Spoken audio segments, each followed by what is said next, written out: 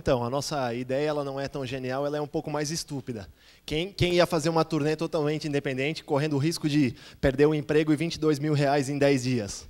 Essas são as pessoas, são as partes culpadas envolvidas nesse projeto. Então, são um bando de punks do interior de Santa Catarina, de Curitiba, de São Paulo e dos Estados Unidos, e um motorista cego.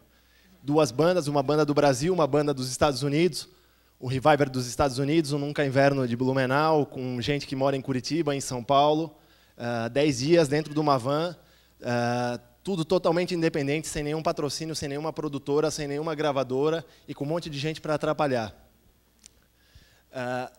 A ideia de fazer uma turnê totalmente independente é não só fazer uma tour onde tocasse num esquema independente, não, é fazer um esquema 100% autossustentável, feito por nós mesmos, totalmente organizado pela gente, só com amigos, tocando em lugares onde não tem patrocínio, onde não tem nenhuma espécie de envolvimento econômico maior.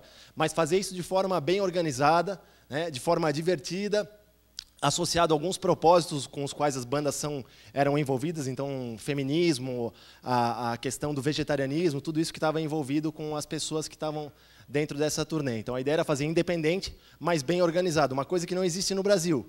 Todo mundo fala, isso é impossível no Brasil. Ou você tem um esquema de grana envolvido, você se vende para fazer isso, ou não dá. Totalmente independente, você vai se fuder. Vai dormir no chão, vai dormir na casa de uns punks onde tem cocô no chão, tipo, umas coisas assim. Então, a gente queria mudar um pouco isso, e essa foi a nossa ideia organizando essa tour.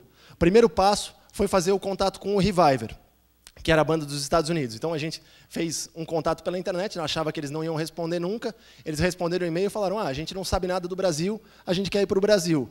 Então, a partir desse ano, a gente começou a estudar como a gente ia fazer para trazer eles para cá. Começou a fazer contato com várias pessoas, né? E todas essas pessoas se prontificaram muito rapidamente, porque o Reviver era uma banda que todo mundo estava escutando, as músicas deles estavam para baixar de graça na internet, eles eram a banda certa na hora certa, eles eram totalmente independentes, todas essas pessoas que estavam envolvidas com esses shows se identificavam com a política dessa banda, e foi isso que tornou tudo mais fácil. Já o Nunca Inverno entrou nessa primeiro porque era a minha banda e eu queria me dar bem, e segundo porque era uma banda que já existia há bastante tempo, estava mais acostumada com esse sistema, de tocar no esquema independente, mas ao mesmo tempo querendo fazer as coisas funcionarem de uma forma mais legal, assim, divulgar para mais gente, atingir mais gente, viajar para vários lugares, né? E para isso a gente usou um pouco da nossa experiência nesse meio. A gente estava 15 anos tocando, se fudendo, pagando para tocar todo final de semana, viajando de carro dentro de um Fox com 5, 6 pessoas e um monte de instrumento no colo. Então, a gente aproveitou esses contatos que a gente fez nesse meio tempo e todas as experiências ruins que a gente teve nesse meio tempo para poder organizar a tour de uma forma menos desagradável, mais confortável. Então, foi assim que tudo começou. A gente começou a fazer contato com essas pessoas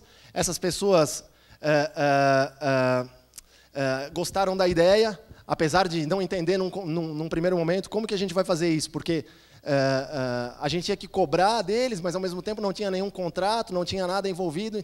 Então a gente começou a rodar dessa forma. Nosso custo inicial era R$ 18.000, a gente dividiu isso entre todas as cidades, fez um monte de camisas e discos para vender no rolê, para poder, aí sim, levantando esse dinheiro. E a gente ficava no e-mail e no telefone, ligando para as pessoas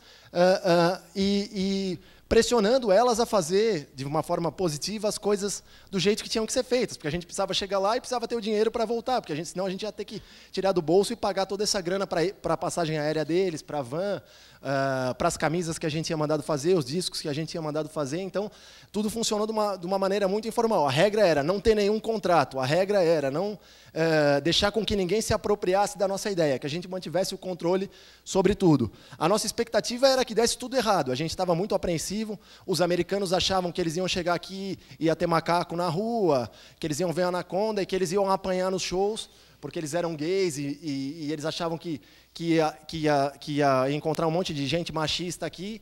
E no primeiro show já foi muito legal em São Paulo, um monte de gente estava lá para ver eles, deu tudo certo. Aí, no segundo dia, a gente já pegou a van, uma viagem que era para demorar 8 horas, ela demorou 12 horas, porque a gente descobriu que o nosso motorista, que tinha sido contratado a um preço mais barato, era cego, né? e demorava muito mais do que estava programado, a gente estava sempre atrasado, mas de forma muito impressionante dava tudo certo. A gente chegava nos horários, tocava, as pessoas tinham arrumado bom equipamento, tinha muita gente em todos os shows, vocês podem ver nessas fotos aí que os jovens não gostam muito de respeitar o espaço, né? É claro que algumas coisas podiam ser melhor, a gente podia ter um motorista que não fosse cego, que andasse rápido, mas ao mesmo tempo o fato dele andar devagar também resguardava a nossa integridade física e isso também era muito importante. A gente dormia em lugares que não eram lugares tão apropriados assim, às vezes também sem respeitar muito o espaço, mas o Brasil tem esse problema, né? Por outro lado, a gente conheceu um monte de coisas legais, levou eles para tomar banho de cachoeira, para ver macaco, porque eles queriam ver macaco, né? Levou eles na praia de Ipanema.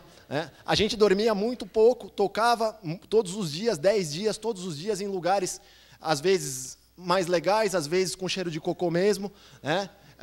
E assim a gente foi ensinando para eles algumas coisas do Brasil, como, por exemplo, comer e tomar coisas de açaí, que foi o que deixou eles mais felizes e fez com que pagasse tudo isso para a gente e com que a gente quisesse continuar se mantendo nesse formato, fazendo as coisas de forma independente e acreditando que assim dá certo, né? Então, a gente conseguiu se divertir, conseguimos pagar todos os custos, ainda demos um dinheiro para eles, então conseguimos atingir esses propósitos de se manter completamente independente, mostrar que a gente podia fazer as coisas do nosso jeito e, ao mesmo tempo, que essas coisas podiam dar certo, elas não precisavam ser sempre uma roubada, elas podiam ser uma roubada divertida e bem organizada.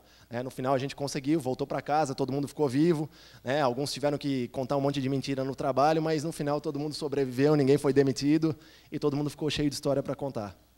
Basicamente, é isso aí.